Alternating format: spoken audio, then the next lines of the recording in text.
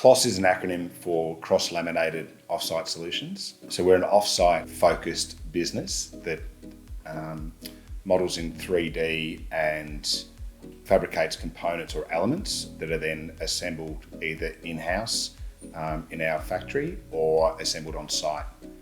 So we're a solutions focused business, predominantly using timber and any sustainable materials. So I'm John Fitzgibbon. I'm the founding director of CLOS. I grew up down in Warrnambool Way, so I'm from regional Victoria. Had a stint in Melbourne for about 15 or 20 years in the construction sector, and then moved to Geelong in about 2016 for another project down here.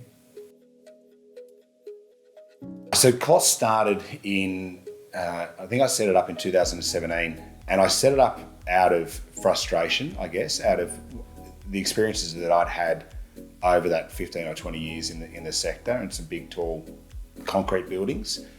And like, we did the same thing all the time, and whether it was a different building or not, it was still the same sort of systems: pour concrete, move up another level. And we were sort of, we'd always argue why things never changed. I saw timber, or the timber wave, coming through from Europe, I guess, in the early 210s and 212s, and really was intrigued about how timber could form the basis of big structures. At the end of 2017, I set up CLOS. 2018 was probably a big learning curve of understanding timber construction, and then from 2019 onwards, we started fabricating our own buildings.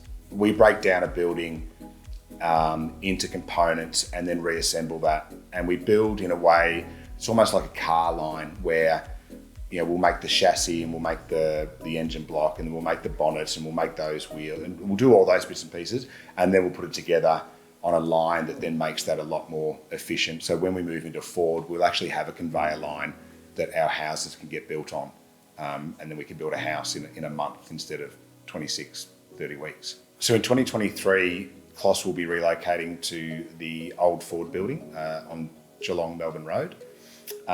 We're super excited with our relocation to there. We get to reconnect with the Norlane and Corio communities that were heavily reliant on manufacturing back through the 60s and the 70s and the 80s, when Ford was probably one of the major employers in the region.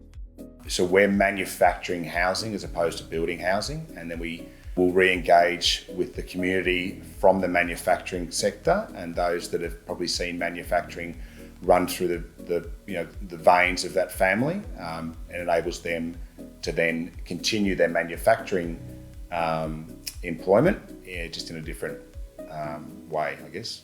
The new automation line, the Weinman Home Ag line that we will have set up, allows us to do what equates to about 100 square metres of floor plate a day of a full house. You multiply that over the year, then that equates to about 500 homes through one shift. What we'd like to see is then multiple shifts that are running through the manufacturing line, which then can increase productivity and output out of that factory.